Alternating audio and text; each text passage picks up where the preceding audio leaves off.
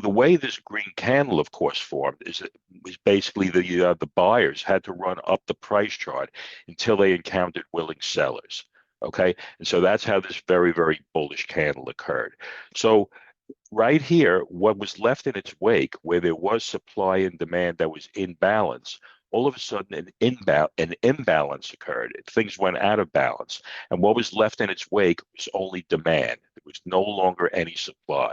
And as a result, we call this region here, we call this a demand zone. Okay. And when price returns to a qualified demand zone, there is the expectation that there is going to be another wave of buying. Does that happen all the time? Of course not. This is trading.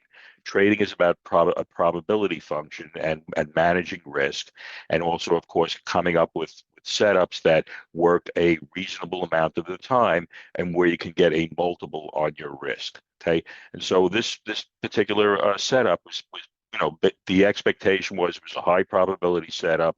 Okay, this is what our risk was going to be, and the expectation was if things went well, we would be, we could very, I won't say easily, but there was a high probability that we could basically see a 2-to-1 trade out of this.